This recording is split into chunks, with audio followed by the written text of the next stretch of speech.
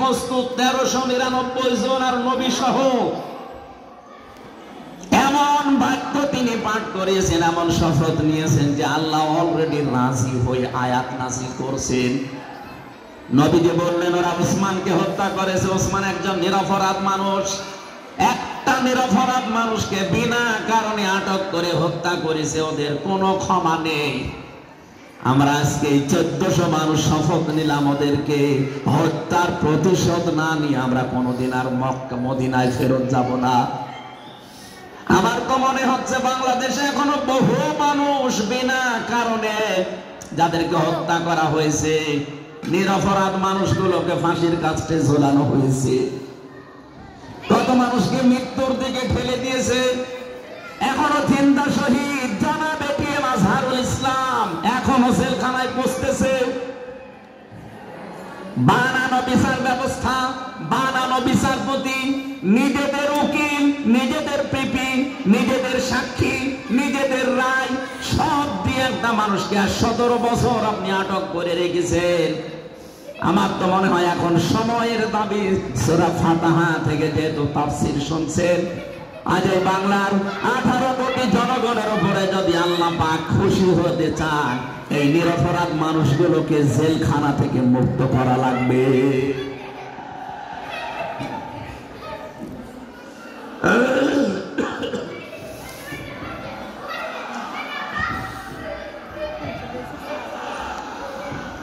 দুই নম্বরে তাদের মনের মূল কথাগুলো যেহেতু আমি জানি, সুতরাং যারা নারায়ে তাকবীর আল্লাহু আকবারের স্লোগান দিয়ে এই মাজলুম মানুষকে, আমার তো মনে হচ্ছে ফানজালা সাকিনাতা আলাইহিম, আল্লাহ পাক তার রহমত এখন এই দেশের উপরে নাযিল করবে।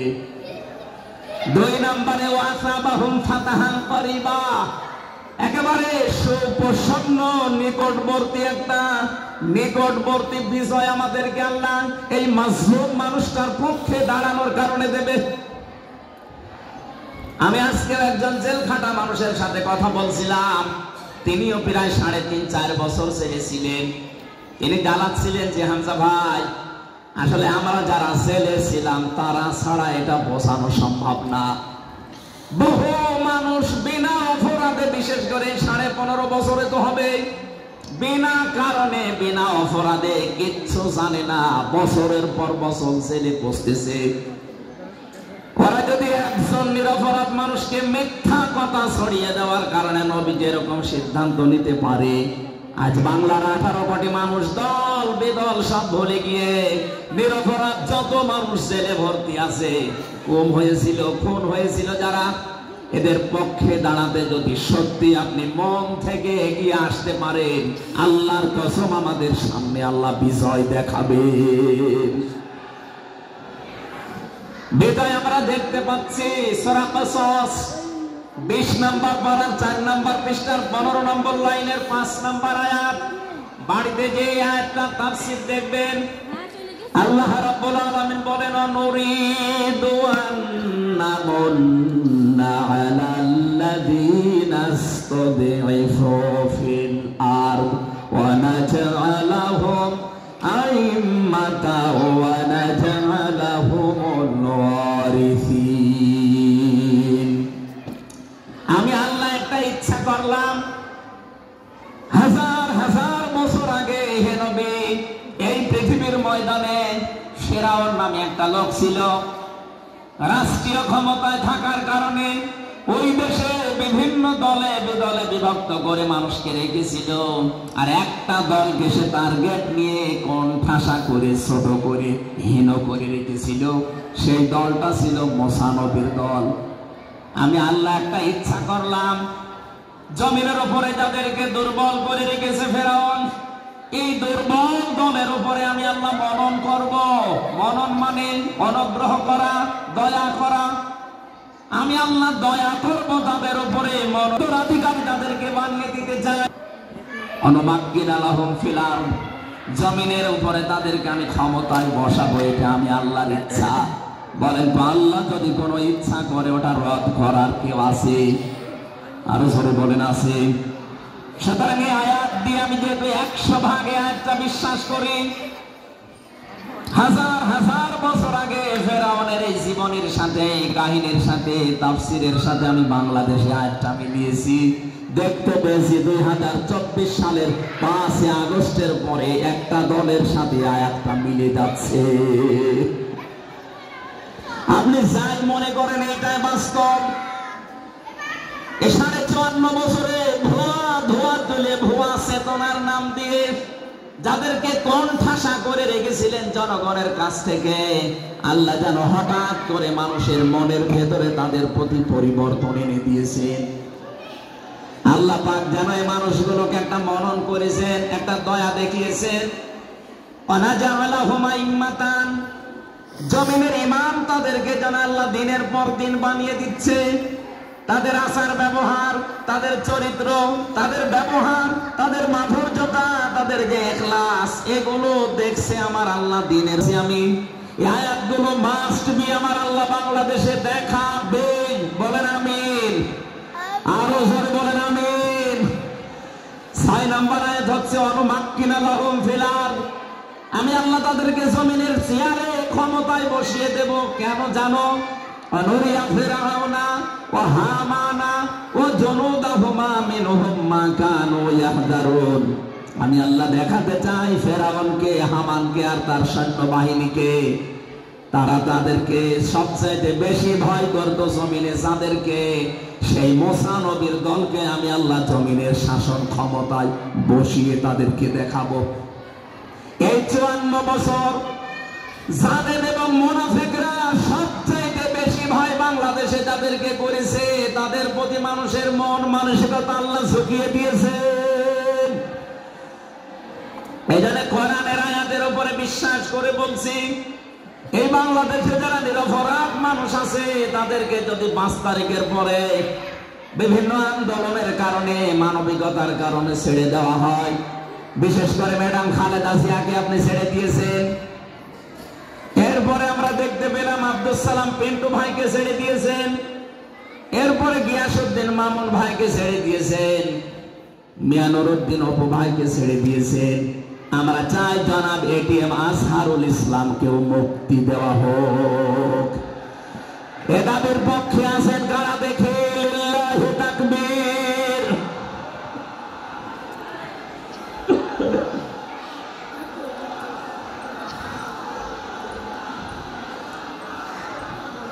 আলহামদুলিল্লাহ। ভাই আমি আয়াতটা পড়লাম এই জন্যে, 1500 বছর আগে একটা নিরপরাধ মানুষের পক্ষে দাঁড়ানোর কারণে যদি আল্লাহ এতগুলো সুসংবাদ দিতে পারে, সাকিনা নাজিল করা, সুপ্রসন্ন, একেবারে নিকটবর্তী বিজয় দেওয়া, আমরা যদি আজ নিরপরাধ মানুষগুলো যারা আজ জুলুমের শিকার হয়ে 15.5 বছর 17 বছর মানবেতর জীবন যাপন করছে, আমি তো 3 বছর তার ভুক্তভোগী। 3টা বছর আমাদেরকে ফাঁসির কন্ডেম সেলের ভেতরে 24 ঘন্টা লকআপ দিয়ে রাখতেন। কি করেছিলাম আমরা? আজকে এই যে মাহফিলের 6 জন আলেমের ভেতরে আমরা 3 জনই এক জায়গায় ছিলাম জেলখানায়, আর বাকি 3 জনের ভেতরে একজন তো বাইরের দেশে, আর 2 জন আব্দুল হাই সাইফুল্লাহ, শাইখ আহমদুল্লাহ, 2 জন মুসলিম। তাদেরকেও কোরআনের কথায় দেশে 15.5 বছর আপনারা বলতে দেননি। এজন্য আমি আয়াত থেকে যেটা শিক্ষা দিতে চাই, কাটছাট কথা বলছি, বাংলাদেশে যদি আল্লাহর সাকিনা, প্রশান্তি মনে এবং বাইরে আপনি দেখতে চান, সুপ্রসন্ন বিজয় যদি দেখতে চান, অবশ্যই আপনাকে নিরপরাধ যারা এখনো পর্যন্ত বিভিন্ন জায়গায় মাজলুম হয়ে আছে তাদের পক্ষ নেওয়া লাগবে। এক কথা বলুন, আল্লাহ আজকে আমাদের জীবনে 100% মেনে চলার তৌফিক দেন। বলেন আমিন। এই সূরা ফাতিহা থেকে আমরা পড়েছি 29 নম্বর আয়াত। আমাদের আলোচনার বিষয় মুহাম্মদুর রাসূলুল্লাহর উম্মত কারা? রব্বুল আলামিন বলেন মুহাম্মদুর রাসূলুল্লাহ। মুহাম্মদ সাল্লাল্লাহু আলাইহি সাল্লাম আল্লাহর রাসূল। হে নবী, দুনিয়ার কেউ যদি আপনার রিসালাত স্বীকার না করে, কেউ যদি সাক্ষী না দেয়, আমি আল্লাহ নিজে সাক্ষী দিয়ে দিলাম আপনি আমার রাসূল। সুতরাং এই বাংলার জমিনে কেউ যদি নবীর আদর্শ না মানে, বিশ্ব নবীর কোনো ক্ষতি হবে না, আল্লাহর কোনো লস নেই, যত ক্ষতি আমাদের। কথা বলে না কেন? কোরআনের চোখ লাগিয়ে দেখতে পাচ্ছি এদেশে হাজারো মানুষ জাহান্নামে দৌড়াচ্ছে। কারণ নবী মুহাম্মদ রাসূলুল্লাহ বাদ দিয়ে পৃথিবীতে যদি অন্য কাউকে কিয়ামত পর্যন্ত কেউ আদর্শ মেনে চলে, কোরআনের কসম দিয়ে বলছি মাস্ট বি লোকটা জাহান্নামী। এখানে এরকম আচরণে যারা আছেন, বুঝে হোক না বুঝে হোক, আল্লাহ রাব্বুল আলামিনের পরিচয় দেওয়ার আগে আমার আল্লাহ রাসূলের পরিচয় আমাদের কাছে দিয়েছেন। রাব্বুল আলামিন বলেন, কুল হুয়াল্লাহু আহাদ আল্লাহুস সামাদ লাম ইয়ালিদ ওয়া লাম ইউলাদ ওয়া লাম ইয়াকুল লাহু কুফুয়ান আহাদ। এখানে আল্লাহর একাত্মবাদের শিক্ষা দেওয়া হচ্ছে। আল্লাহ পাক বলেন, হে নবী আপনি বলুন। অথচ শোনানো হচ্ছে যার কথা, তার কথা তো আগে বলার দরকার ছিল। এখানে আগে রিসালাতের ঘোষণাটা দেওয়া হয়েছে, বল হে নবী আপনি বলুন। ও বাংলার মুসলমানেরা, ফেরাউনের জীবনী পড়ে আমি দেখেছি সে কিন্তু আল্লাহর একাত্মবাদের ঘোষণা দিয়েছিল, কিন্তু রিসালাতের ঘোষণা দেয়নি, এজন্য লোকটা ঈমান পায়নি। বাংলাদেশে বহু মানুষকে আমরা দেখতে পাচ্ছি আল্লাহর কথা বললেও বলেন আমরা কি নামাজ পড়ি না, রোজা রাখি না, আমি কি হজ করি না, দান সাদকা করি না। এগুলো সব আল্লাহর বিধান। এগুলোর পাশাপাশি আল্লাহ প্রেরিত পুরুষ যিনি আমাদের এই জামানায়, আল্লাহ প্রেরিত পুরুষ যিনি কিয়ামত পর্যন্ত, তার নাম মুহাম্মাদুর রাসূলুল্লাহ। জ্ঞানী মানুষ যারা বসে আছেন এক কথায় তারা বুঝবেন আমি জানি। আজ বিশ্ব নবীর আদর্শ বাদ দিয়ে আপনি কার আদর্শ মানেন আপনার বিবেকের কাছে প্রশ্ন করেন। এটা রাজনীতি মনে করে কেউ যদি চলে যান আপনার কপালে আগুন লাগবে, আপনারও মরণ হবে ফেরাউনের মতো। আল্লাহকে মেনেছিল কিন্তু রিসালাত মানে নাই। এদেশে আজ অনেকেই আল্লাহর কথা বললে নামাজ পড়ে, রোজা রাখে, হজ করে আসে, দান সাদকা করে। আরে ভাই এগুলো সবই আল্লাহর বিধান। আপনি আল্লাহকে মানেন, কিন্তু তার প্রেরিত পুরুষ এই জামানায় যিনি কিয়ামত পর্যন্ত, তার নাম মুহাম্মাদুর আবার সরে বলেন মুহাম্মাদুর রাসূলুল্লাহ। এতক্ষণ পর্যন্ত যা বললাম আমি আশা করছি আপনি বুঝেছেন। বিশ্ব নবী বাদ দিয়ে অন্য কারো আদর্শ এ জমিনে মানা যাবে না। মানলে আপনি বুঝে মানেন, আর না বুঝে মানেন আপনি জাহান্নামী।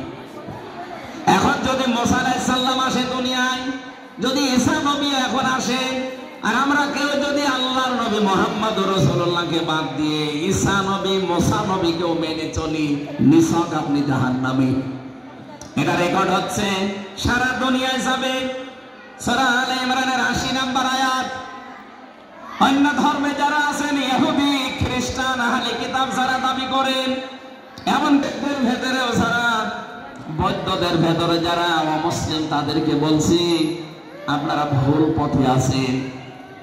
আপনারা তাদেরকে নবী নাম বলে চলেন, যিশু বলেন, ঈসা আলাইহিস সালামকে, মুসা আলাইহিস সালামকে আপনারা যোসেফ বলে ডাকেন। আপনাদের ওই সমস্ত নবীগুলো তাওরাতে, ইনজিলে অলরেডি ঘোষণা দিয়ে গেছে যে আমি তার আদর্শটা গ্রহণ করবা, নয়তো পথভ্রান্ত হয়ে পথভ্রষ্ট হয়ে জাহান্নামে যাওয়া লাগবে। যাকে মেনে চলার দাবি করেন সেই যিশু, সেই যোসেফ, হযরত ঈসা নবী, হযরত মুসা নবী, তারাই যেহেতু ঘোষণা তাওরাতে, ইনজিলে দিয়ে দিয়েছে। হয়তো আপনাদের পুরোহিত যারা, ধর্মগুরু যারা, ঠাকুর যারা আপনাদেরকে শোনায় না। এই সত্য বিধান আপনি ইনজিলে পড়েন। আমার শেষের শব্দ ছিল তাওরাতি ওয়াল ইনজিল। এই দুইটা কিতাব আপনারা পড়ে দেখবেন, এখানে আমাদের নবী, শেষ নবীর বর্ণনা আছে ৯০৩ জায়গায়। বলেন আল্লাহু আকবার। আল্লাহ পাক প্রথম শব্দে জানাতে চেয়েছেন, হে নবী, কেউ যদি আপনাকে স্বীকার না করে, কেউ না মানে, আমি আল্লাহ নিজে ঘোষণা দিলাম, ওয়াল্লাযীনা মাআহু আশিদ্দাউ আলাল কুফফার। আপনার সঙ্গে সাথী যারা হবে, আপনার সাথে যারা কিয়ামত পর্যন্ত দাবি করবেন তাদের ভেতরে এই গুণগুলো মাস্ট বি পাওয়া যাবে। যশোরবাসী, এবার আপনাদের জন্য আপনি মিলাদ তো একটা নিজের জীবনে আছে কিনা? ওয়াল্লাযীনা, আর যারা মাহু আপনার সঙ্গে থাকবে, আশিদ্দাউ আলাল কুফার, তারা কাফেরদের প্রতি বজ্র করছিলাম। কালকে চট্টগ্রামের ফেনীতে তো লাইভ দেখেছি, উনি কিন্তু শেষের দিকে এটা জানিয়েছেন, ওঠো বজ্রমুঠি করো, ঘোষণা দাও। এ কথা বলেনি? এক কথা বলে না কেন? ওনার এইটাই সামারাইজ, আশিদ্দাউ আলাল কুফরের প্রতি কঠোর হওয়া লাগবে। সেই সময় এখন অলরেডি চলছে। প্রতিবেশী নামে আমাদের যারা আছে, যেহেতু প্রতিবেশী পাল্টানো যায় না, এজন্য আমরা বেশি কিছু বলছি না। আমরা আশা করব যে প্রতিবেশীর চরিত্র পাল্টাবে। নবীজি প্রতিবেশী সম্পর্কে এত বেশি কথা জানিয়েছেন। আপনি মাইক্রোসফট, ভয়েস অফ আমেরিকা, এগুলো সব খ্রিস্টানরা, ইহুদিরা চালায়। তারা তামাম দুনিয়ার 257টা রাষ্ট্রে কিন্তু অলরেডি জানিয়ে দিয়েছে বিশ্বে সবচাইতে বেশি মিথ্যা কথা বলা হয় ভারতে। পৃথিবীর 257টা রাষ্ট্রের ভেতরে সবচাইতে বেশি সংখ্যালঘুরা নিরাপত্তার সহিত বাস করে বাংলাদেশে। অথচ এই দুইটা এতদিন 54 বছর আমরা স্বাধীন হয়েছি।